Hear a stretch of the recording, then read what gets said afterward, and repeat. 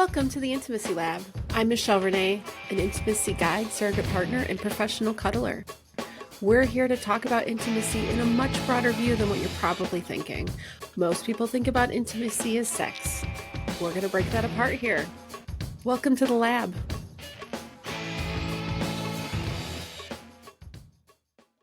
Welcome back to the Intimacy Lab. Today I'm excited to be joined by my colleague Aubri Lancaster, who is an asexuality and aromanticism coach, or would it be coach or educator? Educator. Okay.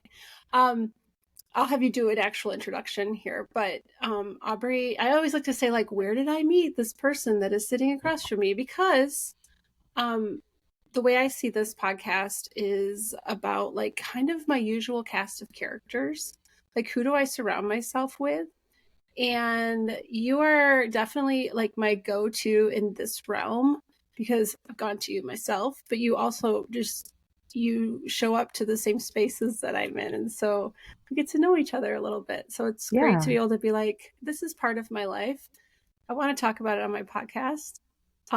So thanks for joining me. Do you want to give you a little introduction of who you are? Sure. So, I'm an ASEX certified sexuality educator with a focus in asexuality and aromanticism. I've been working in general sexuality education through adult product sales for 16 years before I turned my career to focus more on educating sexuality professionals on asexuality and aromanticism, which I've been doing for the last few years now. We have the toy thing in common. I almost forgot about that until you brought that up, because that's kind of where I kind of stuck my toes into this world first. Like, I even forget it in my story when I'm telling people, like, how did you get into this work? I almost always forget that I did do toy sales for a while. Yeah. And I didn't even do like the jump on board with an established company. I was like, I'm a go-getter. And I went out and like opened up wholesale accounts and like crafted my own, like really curated what I wanted to sell. And nice. Yeah. Probably another one of those things where I had the idea in the shower and had the website up by the afternoon, kind of weird things. But no, it took more work than that. That was a big one. But it was part of my history that I kind of forget about, because that's probably one of those ways where my ease of talking about sex showed up in my life as like, you could do this. And then it's kind of keeps evolving. I was not at ease at all when I first started. No. The person who helped me get started, my sponsor, when I said, like, I don't really know anything about these products, how do I educate people about this? And she's like, well, the products sell themselves. It's kind of like just talking about a teacup. It's not a teacup. No.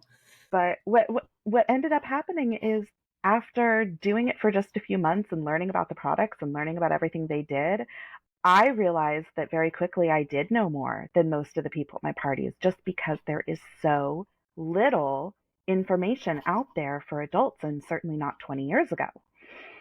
So, I learned a lot very quickly and started being able to share that with people and realized just how much we needed this kind of education and in those private spaces that I was doing in-home parties. And so it just really expanded from there. And I definitely spent the time to learn about it, but I started in the industry and then learned about it. On the job training, right? Yeah. Yeah. It's a better way to learn than to teach.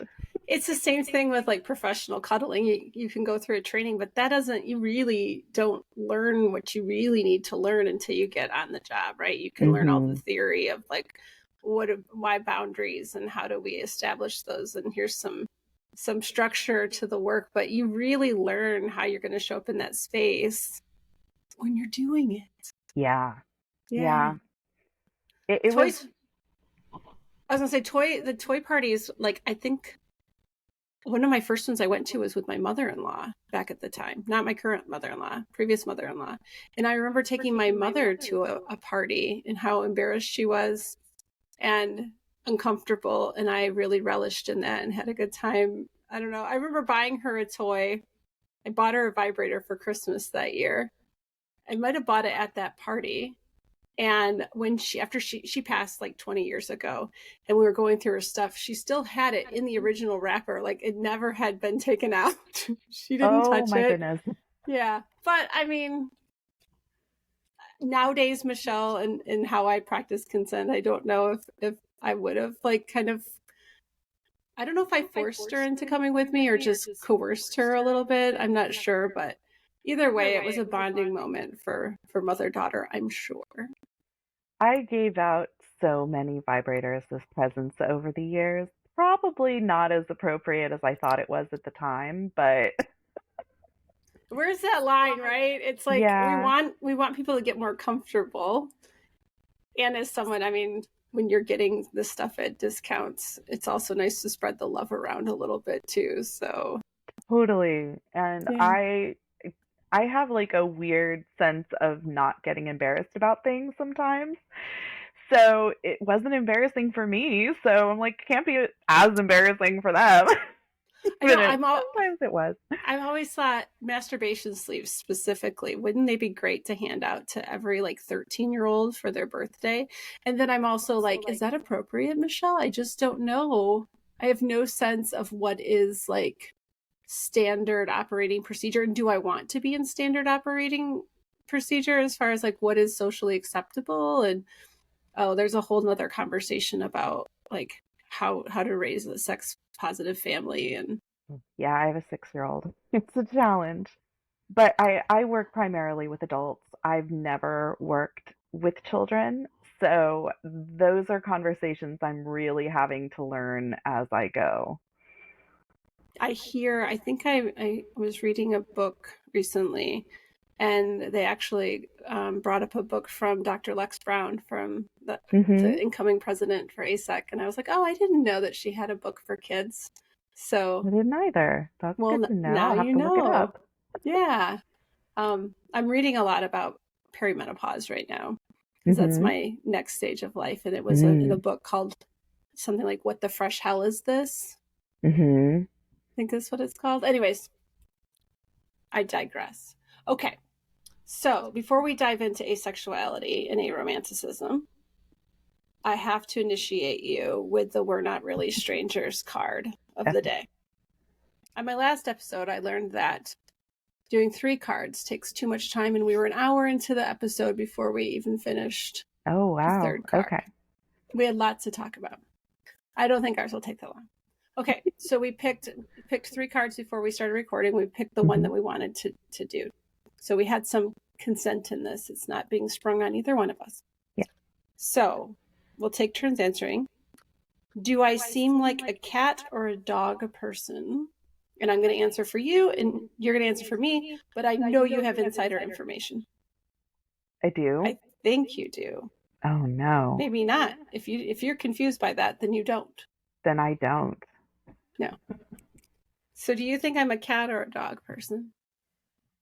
I was going to guess a cat person because you're very much into that sensual kind of feelings, and but you also strike me as very independent, like you could be left alone for a while and be totally fine with that. And you decide when you want to be affectionate with others. I love that answer. I also think cats are so good with their nose. Like, Hmm. but it's so funny. I thought you already knew this answer because I have my dog with me a lot on Yeah. calls, and he shows up in videos a lot. So I I think I'm more of a dog person as far as for pets. Hmm. I do think I act more like a cat in a lot of ways, but I also have a lot of dog characteristics. I love a good like pat on the head and a good girl. Like that is a good thing for me. Hmm. So maybe I'm a fox. Maybe I'm the middle ground somewhere. But that wasn't one of the options. Yeah, we have cats also. They're fine. Like they're not mine. They're Paul's. They like me because I feed them. But we don't. I also am more allergic to cats than I am dogs. I'm allergic to both. But the cats Mm. definitely bother me more. But I do think as a like if I was going to go join the furry world or something, maybe I would be my fursona might be a little more on the cat side. Okay. That would be a good guess. Aubri, wasn't thinking about this question from a place of like personality. I was just thinking like guessing, what's your pet of preference? But Okay. because I was gonna say dog, and I still feel like I'm drawn to the dog answer, and I can't really say why.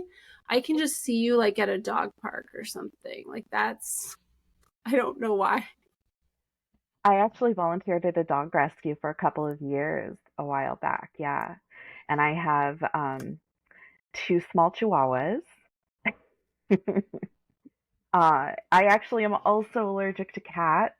So Mm, I grew up with cats, same. but when I finally discovered that I was allergic, that was no longer a future pet option. So I switched to dogs. So Yeah. chihuahuas are kind of a good mix of the two, though, because they're small and compact like a Mm-hmm. cat. They get up on like the back of the couch and stuff like that. Yep. They're very big personalities, but they're also very loud. They There's are. that. And I've had a Chihuahua before, and my dog now I think is probably part Chihuahua. We know for sure part Pekingese. Mm. But definitely has the Chihuahua kind of vibe to him, a little high strung. We'll just say that. He barks a lot, and he also does sit on the back of the couch like a cat. So Yeah. yeah, definitely a trait that they share. So well, that was fun. I didn't think about the way you thought about it, which is kind of how communication goes sometimes. Absolutely. Yeah. So we should probably like give a little entry level quickie. What is asexuality? And we can touch on. I think it'd be important to talk about aromanticism also a little bit, just in case somebody comes across this Yeah. interview and they have a jumping off point. But I think what I want to make sure when we're like describing these things is like I think people hear asexuality and they get an idea. They think they know what it means. Mm-hmm. So I want to know if you could like kind of give it doesn't have to be a 30-second version, but as long as you need to feel like you give a little bit of some grounding information here to start with. Yeah. So if we want to contextualize it a little bit, I like to talk about it as both an orientation and an identity term. So as an orientation, it is an orientation where the person experiences little to no sexual attraction towards other people. Similarly, a romanticism is an orientation where the person experiences little to no romantic attraction towards other people. And the way that our society frames sexual orientation is that it asks, what's your gender? What's the gender of the person you're attracted to? It assumes that those genders are going to be cisgender, that attraction is going to be heterosexual, and it assumes that attraction is going to be kind of this amalgamation of sexual, romantic, and emotional and other things. And it assumes that that attraction exists. So part of what asexuality and aromanticism do is challenge some of these questions, just as much of the queer conversations challenge these questions. Instead of assuming what your gender is, we need to actually ask that question. What is my gender? And have other people who have actually asked that question of themselves to know whether or not we are attracted to them for the gender that they are. And then that attraction aspect, we have to actually start to break that down and understand what attraction even means. That there is sexual attraction where you may find another person hot or sexy and or just sexually appealing, and then romantic attraction where that can be aligned with limerence or just feeling drawn to another person in a romantic sense, finding another person romantically appealing, and then that emotional attraction of wanting to connect and bond over shared feelings. So, as an orientation within this social framework that our society constructs, asexuality says yes, some people are attracted to people of same or similar gender. Some people are attracted to people of a different gender.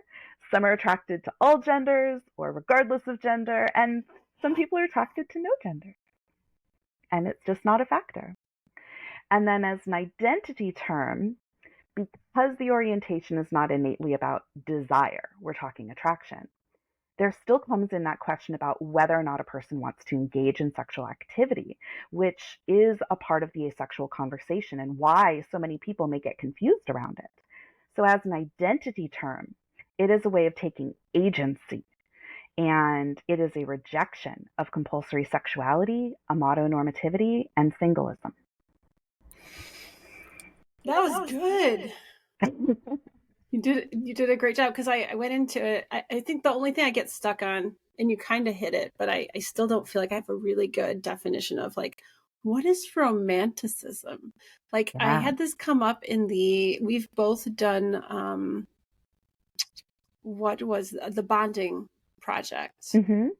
And when I took Yeah, their with Dr. Lysaf. test, Mm-hmm. yeah, when I took their test and started to ask about romanticism in your relationship or relationships, I was like, but what is that? How it was like, how often do you want romanticism in your Mm-hmm. week or something like that? And I was like, I don't even know what that, I need some definitions. And of course, part of that thing was that they weren't giving you any definitions. It was for you to define. Yeah, And I get really stuck in that space. a lot of people do. That's once people realize they are on the asexual spectrum, and another part of that that also needs to be regarded is the fact that there is the gray area.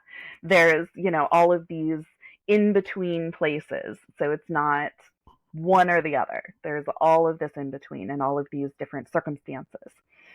Um, so yeah, with romantic attraction, there's the main components on that people kind of get stuck on is what kind of a relationship model do I want?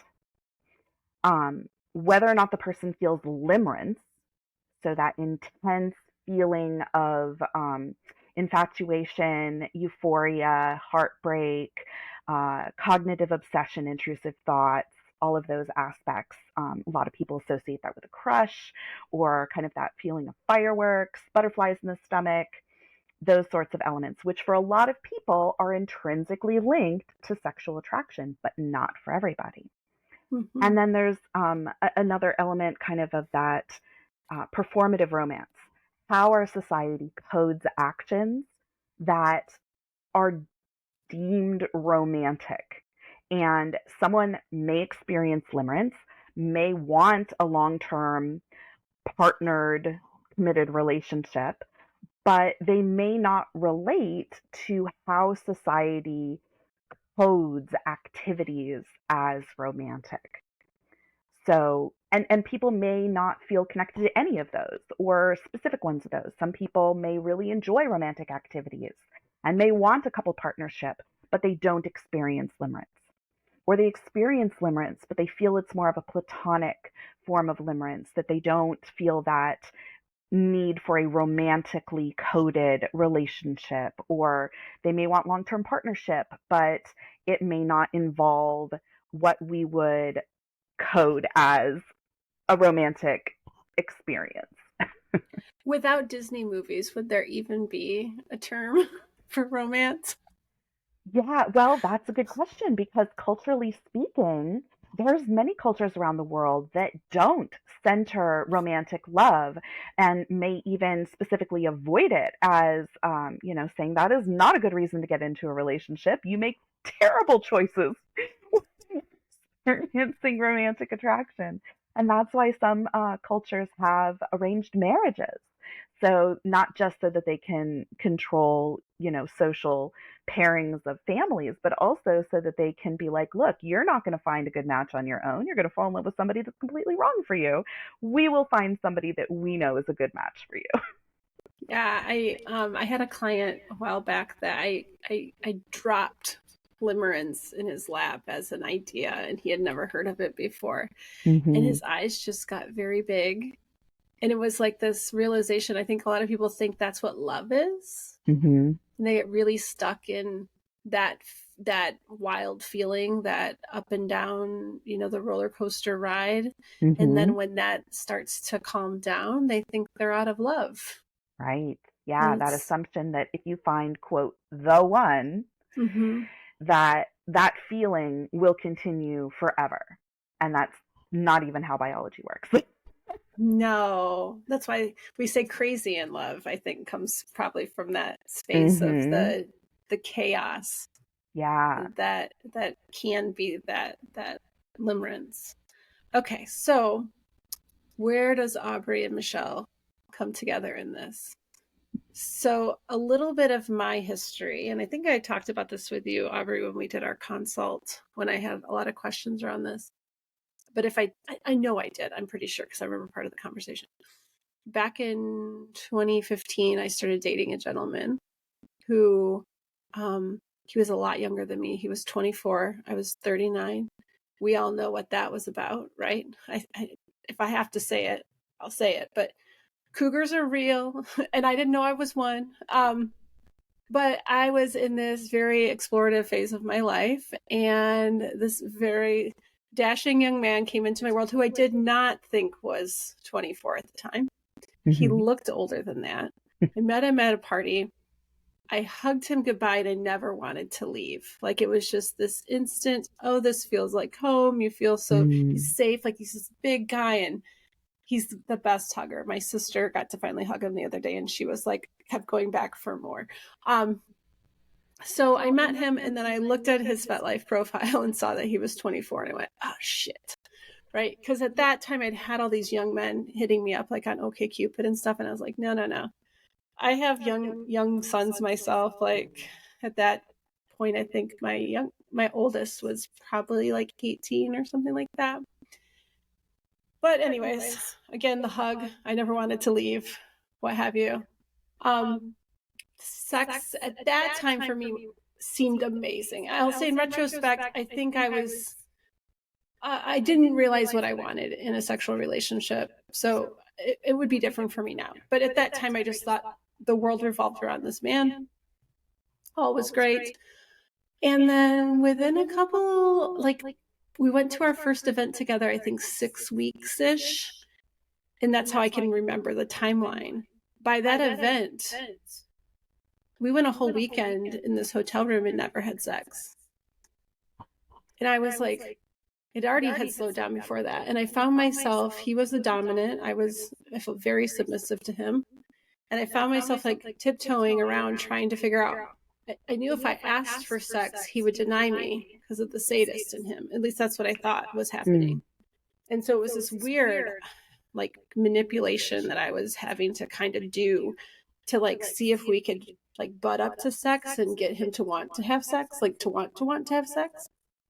And I remember being at this kink conference, and what he said he wanted to do was to take a shower with me and just wash my hair and take care of me.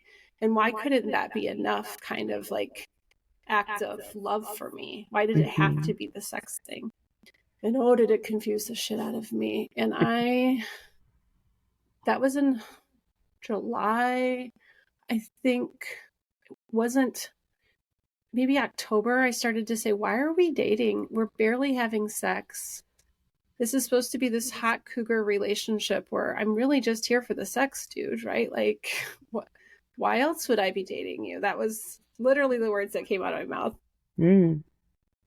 I've grown a lot since then. I learned a lot in this relationship because eventually what happened was I'm a big sex geek and I just kept searching. What is going on in this relationship? I just don't understand. And we ended up breaking up. About a week into the breakup, I come across the term phrasexual.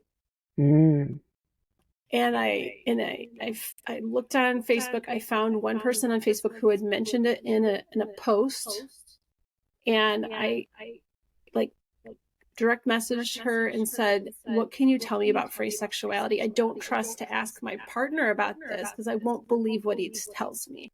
Right? And he didn't even know the word. Right? He was. When I did bring this to him, he was completely unaware. So this wonderfully kind, generous person was like, phrasexuality is where you move beyond sexual attraction because of your connection. Like that's how they described it to me. And because it wasn't coming from my partner, I could kind of believe them. But the way it felt on the other side was that we were in this open relationship where he would literally fuck anything that moved. That's what it felt like to me. And he wouldn't touch me. Mm-hmm. And it felt cruel. I had a hard time really wrapping my head around it. But it also made it make sense. And so I reconnected with him and I said, I've got some information I want to share with you. And I shared the term free sexual, and he was like, oh, wow, this makes a lot of sense. I've been in this situation before and I've just always moved on. Mm-hmm.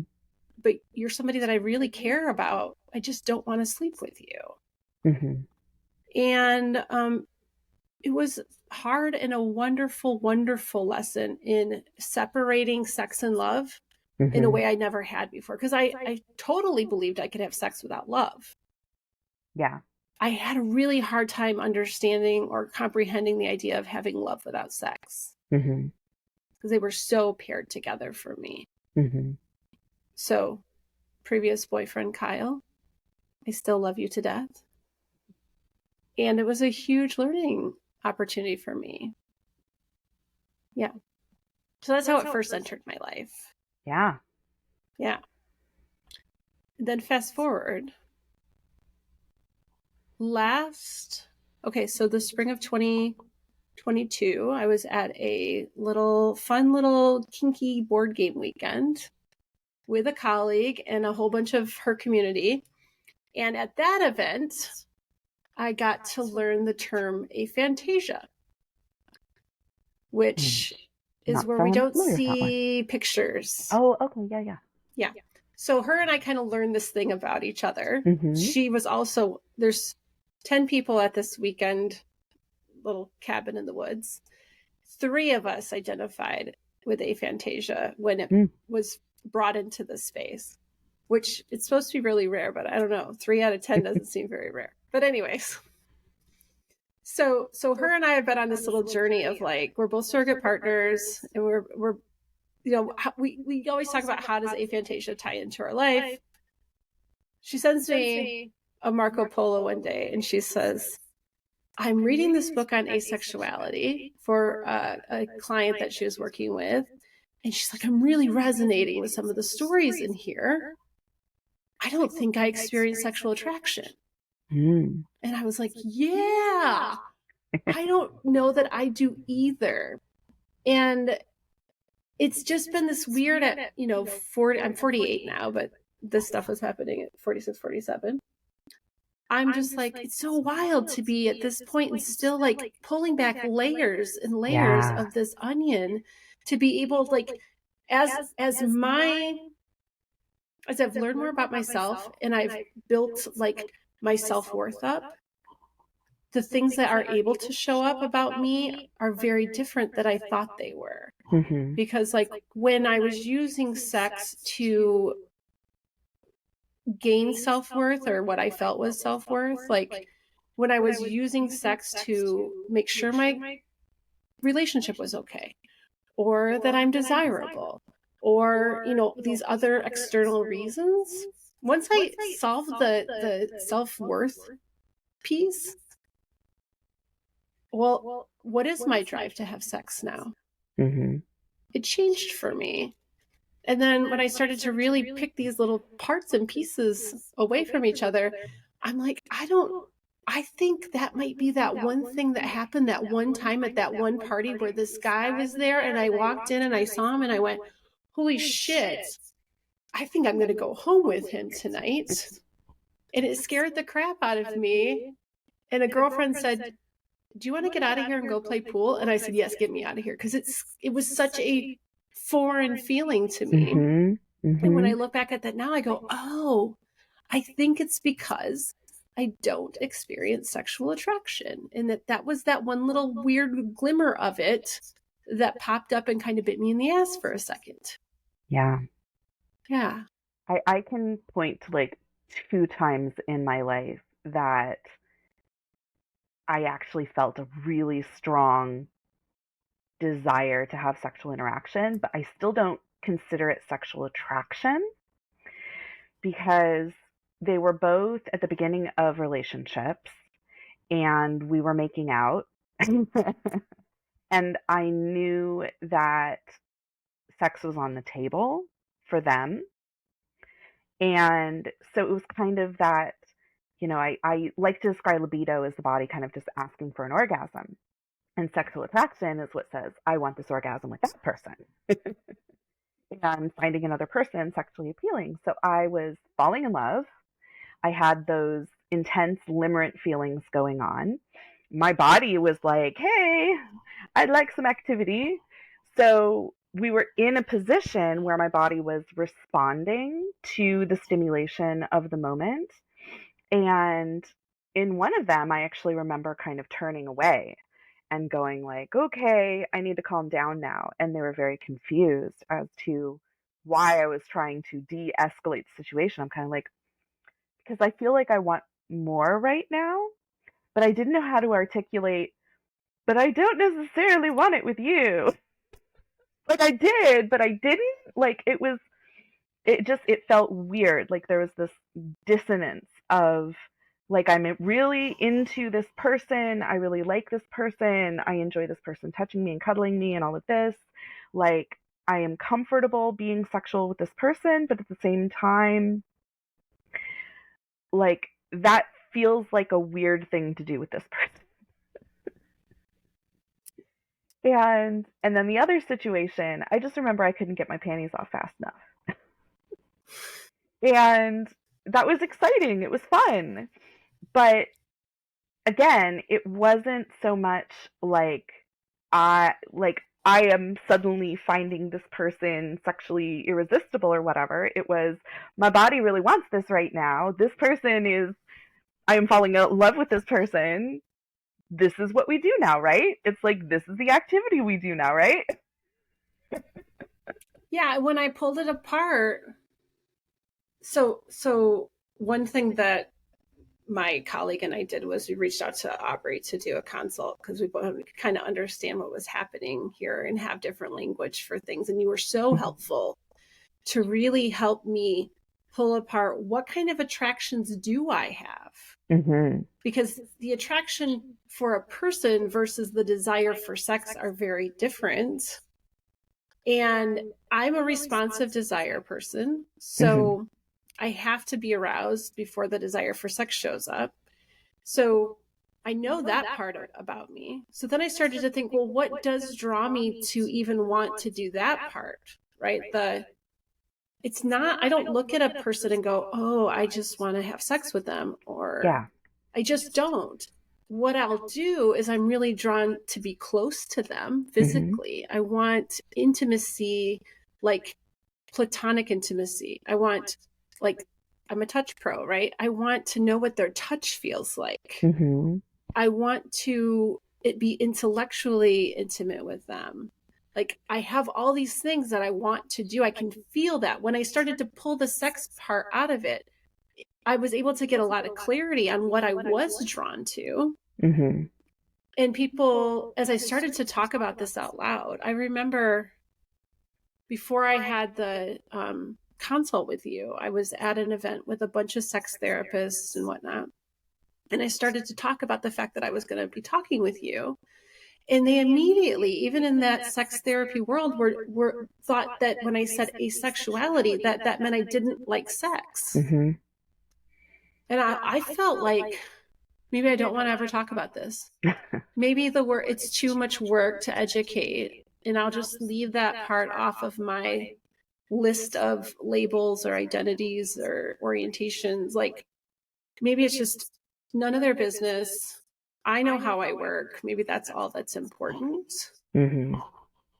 But then I keep finding myself talking about it anyways. And so I was like, no, we should probably just go ahead and record an episode so that I can direct people here for a much deeper conversation than maybe I'm going to have with them over drinks.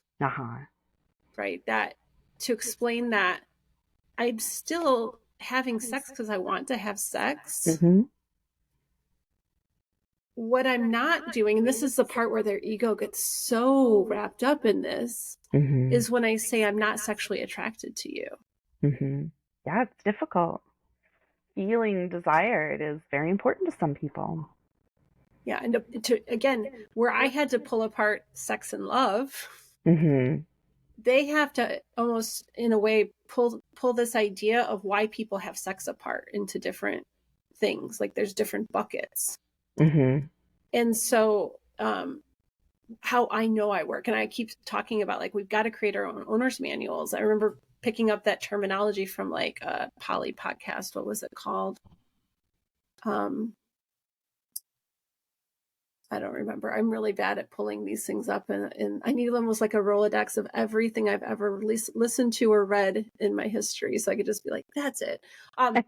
There was a polyamory podcast that used to talk a lot about building your owner's manual, so that when you get a new partner, you can kind of let them know how you work. Yeah. And I do that. Template, menus, all those things. And that's part of, I think, part of our adult adventure is figuring out those things. Yeah. And noticing when they change and updating our manual, and rather than trying to fix us and get us back to the way we used to be. Like my work lately on myself has been just accepting where things are, how I'm showing up, that's okay, however it is, and letting go of but remember, Michelle, when you were the slutty woman that just liked to run around and have sex with people? Yeah. And I'm not her anymore. And it's okay to be either one of those or somewhere in the middle. Right. And now maybe I look more monogamous to a lot of people because it's easier, because I don't walk into a space and look at people and go, do I want to have sex with you? It doesn't cross my mind. Yeah.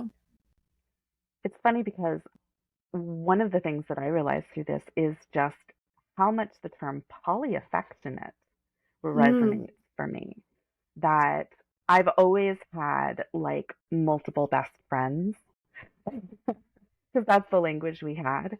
And, the idea of only having one best friend, and that you have to rank your friendships, and that there has to be this, specific bond. And yet, I loved meeting new people and building new bonds and making new friends and having those deep conversations and connections. And they didn't have to be sexual or romantic, but they were still on par and important to me. Like, I've had relationships that were, sexual romantic, where they didn't understand the relationship I had with some of my friends, and that I was not going to deprioritize those friendships for them. And it wasn't until I started really understanding sexuality that I started to understand why that was so important to me, that that's how I connect with so many people in my life. Yeah, I like that I wrote it down. I know I've heard you say it before when we talked before about this, but if I wrote it down, it's in my pile of Post-its over here that need to be sorted. But polyaffectionate definitely rings true for me. I was at a party the other day, and I'm perpetually an educator, right? I've really questioned if I should learn how to take that hat off sometimes. But my husband assures me that I've always been this way, even before I started doing the work that I do. So I don't have to think like I'm working all the time. It's just kind of who I am.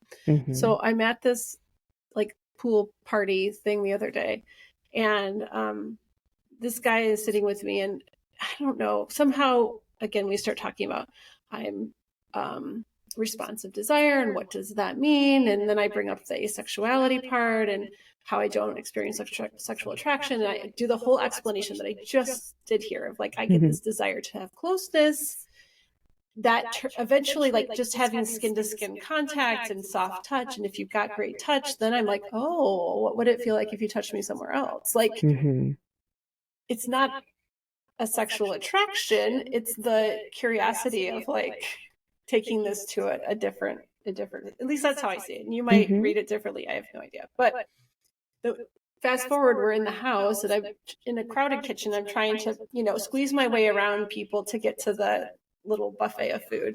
Same man is standing there. who I've made little jokes with at times. We share a love of the same news program. And I'm like, oh, you're my Breaking Point's boyfriend. I have two of them. So I have poly news boyfriends. And so I like come up behind him and I like touched him on the torso to kind of like, hey, I'm here. I'm just going to kind of move around you. And he's like, oh. And I said, now be careful. I might touch you enough that I might want to have sex. Like, it's not about you, but the touch might make me want more touch. Mm-hmm. Kind of building off. Does that still count? Count? Like in my head, I go, that's not sexual attraction, right? It's because what I recall so much from our thing was that sexual attraction is like directed at a person. Yeah. I mean, it's subjective. There is, to some degree, you get to decide whether or not you consider that sexual attraction. I think it's also important to recognize the concept of non-concordant arousal, that genital response does not necessarily equal subjective arousal, and that bodies can respond to sexual stimulation, whether or not the brain actually wants that, or is in the right headspace for that, or wants it from that person. Like, just because the body can get aroused and respond to sexual touch, like, there's many examples in our society of people who are not heterosexual, who are in heterosexual relationships, who are still able to have sex, who are still able to get Mhm. aroused, who are still able to climax, and all of these things. And yet, they finally realize at some point that they are not attracted to the gender that they are with. And because of the fact that they generally will have another gender that they can point to, they can say, Mhm. oh, here's the problem. I'm not sexually attracted to this gender. I'm sexually attracted to this gender instead. And yet, when it comes to asexuality, we don't have that other to point to. So we're perpetually in that place of, kind of, well, the body responds. I can get aroused. I can get into this physical state. I can enjoy the pleasure, but there is some disconnect here. And it's not that I'm not in love with this person for some situations. It's not that I don't enjoy this kind of stimulation. So what is it? And so finding that language about sexual attraction that was a huge key for me too, because that was part of it. When I heard the term asexual the very first time, I heard it as the other end of a line from hypersexual. Mm-hmm. And it was on one of those charts in a queer training where they have, you know, femininity to masculinity, hetero to homosexual, and then one of them, like, they just had an expanded version of this, and one of them was asexual to hypersexual. So that was the first context that I actually heard the term. And I remember putting myself towards the asexual end of that spectrum, but I was understanding it as more a libido than anything. And Mm-hmm. for some people, that is how they connect to asexuality, which is why it gets so frustrating, because it's so easy for us to have misconceptions about what asexuality is and not relate to it because of one specific pathway. But there's so many different pathways to asexuality. And for a lot of people, it's about that sexual attraction. That's one of the primary pathways for a lot of people, but it's not the only one. So, it was when I finally heard the term in relation to whether or not it was part of the, LGBTQIA plus community. It was somebody saying, well, asexual people are LGBTQ. And I went, well, of course they are, right? It's in the acronym. I kind of knew that, but I never spent any time thinking about it because we make these automatic assumptions. Then I went down the rabbit hole and found the language of sexual attraction versus romantic attraction and aesthetic attraction, sensual attraction, emotional attraction, platonic attraction. And that's where my brain just went, oh, so this is, first of all, an orientation. That was a big key for me for relating to it, to understand it as an orientation, not just this libido scale. And also to understand that language, to recognize that I did experience romantic attraction, and that's what I had been mistaking for sexual attraction all this time. But when I really started to break it down, I went, oh yeah, no, I was in romantic attraction all that time. Yeah, and when you don't, it's not like a light switch turns on or off, and so you can say, I remember when I had this thing and now it's gone. Like we can't see the difference. Yeah. Right. I know now when I'm in these spaces with people that I'm drawn to for lots of different reasons, whether it be aesthetics or intellectual attraction, or again, that desire to just have closeness with them. Mm-hmm. Now I'm looking at it from a place of like, oh, it makes so much sense now that I don't clock the sexual attraction piece. Mm-hmm. And when I was talking about it at this pool party, the guy goes, man, I'm kind of envious because like my world revolves around sexual attraction and I wish it didn't sometimes. And I said, yeah, and I'm kind of envious of you too, because I want to know what that feels like in a way, because I've had that one little time and it scared the shit out of me. Like I would like to be somewhere. Could we just merge and get somewhere in the middle of a nice happy medium? That might be kind of interesting.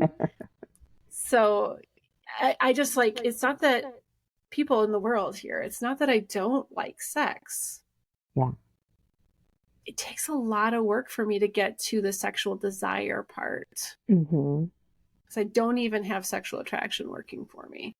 You know what I mean? Like it feels like you can approach me for it and you better be really good at hearing no. Mm-hmm. And be willing to go through that kind of field of potential no's, because my partner, he's so good at knowing that I might not get there. I might not get to the point of sexual desire. And I have to know that I feel safe to say, yeah, this isn't the thing. But if you want to come cuddle with me and show me that you've got really great conscious touch, it might work. Yeah. You know?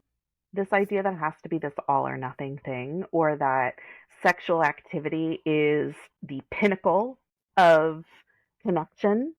Right. That's where we have to start deconstructing things and start to recognize that there are so many different forms of intimacy and connection and pleasure and attraction and all of these different ways that we have of relating to people. Sexual is just one of many, many, many, many options. And yet our society says that, well, that has to be the main one and that has to be the goal. Right. And anything else is less than. And so we're starting to finally have the language to say, that's not my goal. I have other things that bring me pleasure that I can center in a relationship, other ways of connecting that are my preference. Mm-hmm. You know? Yeah, that's the intimacy lab. This is what I want to do here, is kind of blow open what we think about when we think about intimacy. Mm-hmm. You know, the censorship has not helped this at all, Mm-mm. because we have to use code words for everything, right? And so intimacy is code word for sex. And in my work, most of my work is so much on the platonic side of intimacy. And it's delicious. Like it's so delicious. And sometimes we get like in surrogate partner work, if erotic does come into that space, sometimes you'll hear clients say things like, after they've had an erotic experience and we have our pillow talk time, right, where we're cuddled up and just basking in our oxytocin together, they'll say, oh, this is really what intimacy is, right? It's this kind of closeness. They learn that the sex part is just part of a myriad of ways of connecting. Yeah. But I think that a lot of people in our society use sex as a regulator. And that's the only way they see intimacy, and it becomes, I think, a burden on their relationship. Yeah, that could be a challenge when that is what somebody needs to become regulated, and for another, they need to be regulated in order to access that. Yep. That's my first marriage. And even the term erotic can be non-sexual. Like that's not even innately always sexual, though often it is given that context. I actually like when people in social media use the term spicy as their alternative to sexual. I Hmm. think that at least helps to make it clear that it's not all kinds of intimacy or the only kind of intimacy. They're talking about spicy intimacy or spicy time. I think that's cute. Be careful, Aubrey, because now that's going to be on like the flag terms that we can't use Yeah, anymore. right? We'll just They're have to gonna. keep coming up with new. Oh my goodness, it's so hard and it's so frustrating, and it makes me wonder how are we supposed to even navigate social media as Mm-hmm. professionals in sexuality, and but what are other options? I mean, Mm-hmm. I just feel like our hands are tied in so many ways, and the people that decide to step off of social media, I just don't understand how are we supposed to, like, we're already in a hard career. Yeah, Like, right? people are not, knocking on our door, standing in line waiting for their first chance to work with us, right? We have to like go out and acquire clients and educate them everywhere as to why they need to have extra support or what we can provide them in a professional container, and we can't talk about it. Yeah. I mean, sex educator, sexuality educator, however you want to say it isn't even a job listing on job sites. Like sex therapist, I found on LinkedIn, but not sex educator. Like you can't even have your own title. I mean, obviously it's even more of a problem for any sort of body work. But but even just sexuality educator, this this is a thing that exists. Why is it not even an option? Yeah, and it's such a underappreciated role. Mm-hmm. Like, I feel guilty sometimes when I compare like how easy it is for me to make a buck because I get to touch people compared to people that don't get to touch people. It it's it's unfair, and we need more of the sex education, Yeah, it's preferably before they difficult, show up at my door. right? Finding even the space to bring that in as a educational field, like in the under 18 crowd, it's expected to be done by the health teacher at a school.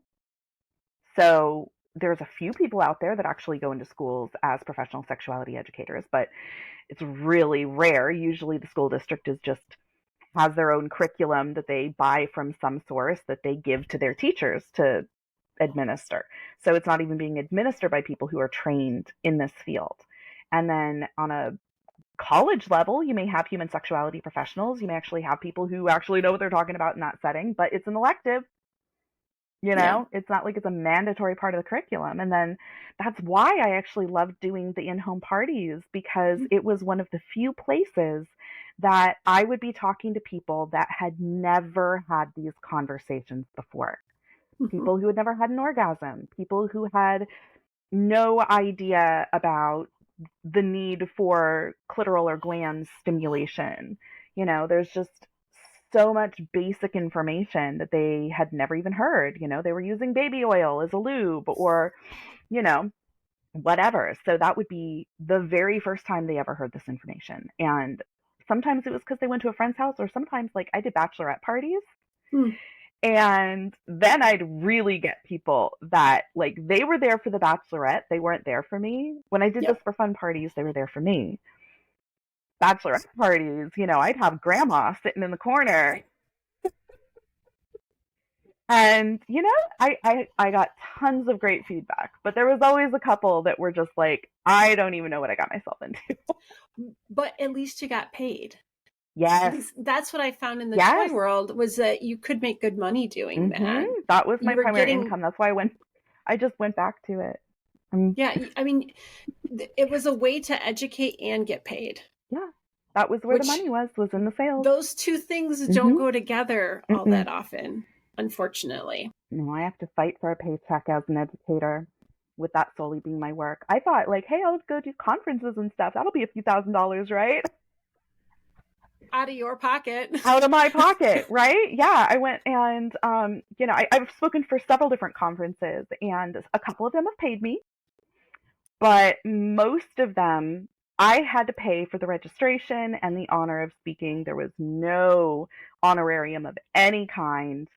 You had to go through the process of putting in the application, creating an entire abstract and the slides and all of the time and effort going into that for their benefit, while their vendor room is packed with people that paid to sell their products at that event, and yet they're not paying the speakers except maybe the keynote. Yeah, and travel and... Oh my God, I've done so much through virtual, thank goodness, but travel is just so much more on top of that. I spent $500 traveling to a conference earlier this year for the honor of presenting and paying for my registration. I just bought, as we wrap up the year, I was starting to think about my taxes. And I was like, you're doing okay this month, Michelle. I think you should go ahead and purchase all those conference tickets that you need to. I don't need to go to them, but in San Diego, the Embody Lab is coming for a big somatic conference. And I'm like, well, that's my jam, and it's in my backyard. It'd be great for networking. It'll be, I'll learn something on top of it, and I don't even have to travel, right? Okay, and then Sex Positive Con will be coming up in February also. And I'm like, again, it's in my it's Burbank, but it's in my backyard. It's be good networking. Yeah. Oh, good. I'll see you there. Yeah. And then I'm like, we'll actually meet in person. I know. DC's got a couple conferences. One, Psych Networker, I go to every year. It's like Comic-Con for me as a therapy nerd. Like, I don't go because I'm not presenting there, but it's like, I like that space. I love all the presenters. It's top notch. And then there's another conference that hit our radar that their theme is sex this year. And it's like the something analytics. It's some division of the APA or something. I don't know. We put in a proposal for that, but we haven't heard back yet. But I'm like, I'm going to go whether I get picked or not, just because it's good to be represented there. A bunch of us surrogate partners are. And then, of course, ASEC coming around the bend again. Like, it's like, I like doing these things, and it costs a lot of money. Yeah. And since I have a partner that does well enough that I don't have a big, like, Michelle's got to hit a certain number or we're not going to be able to pay our mortgage. I feel like I can do it. And so it's kind of like I have enough privilege to be able to go do those things and kind of try to help raise awareness to, body workers and all that goodness that doesn't get talked about enough. I get to go, but it's a lot. I hear that. Yeah, I have the support from my family here so that, my bills are paid and, I'm not reliant on my income to survive, which I very much appreciate and recognize as a privilege, but I'm not making enough to really do anything particular fun with it. Yeah. I guess this is my fun. And at least I can write it off as a business expense, I guess, right? There's the plus side. Oh, okay. I'm thinking, is there anything else I want to say about this topic? I think what I'm learning is that, again, this goes back to do whatever works for you. Like, I feel a real strong need to understand myself, and having the language that you helped me with really help put those puzzle pieces together to where my nervous system goes, oh, okay, we know the labels. We have the idea of how this fits. We can relax a little bit. I love understanding myself a little bit more than I did the day before. Mm-hmm. And you've certainly been really, really helpful in that. So thank you for the work that you do. My pleasure. I'm glad it's How been can, helpful. yeah, do you have anything you want to add before we let people know where they can find you? Yeah, my website is acesexeducation.com. I'm also on Instagram and technically on TikTok. I need to be a little more active over there. It's And hard to talk Facebook. about sex on TikTok, though. Yeah. I haven't, I don't know. I feel like I enjoy doing the infographics on Instagram. Mm-hmm. That's where I feel a little bit more comfortable. When I get onto video, I feel like either I'm being really fake or I'm being way too honest. I See, don't know where. Yeah, I it's don't hard to make find. organic TikTok stuff. Hmm. I'll throw a teaser from this interview onto TikTok. Um, I don't I don't feel real comfortable there either. And I feel really Hmm. comfortable in a lot of other places, but that one is I can't crack that one. Or I don't Yeah, want to or something like that. I hear I don't that. know. Well, thanks so much for being here.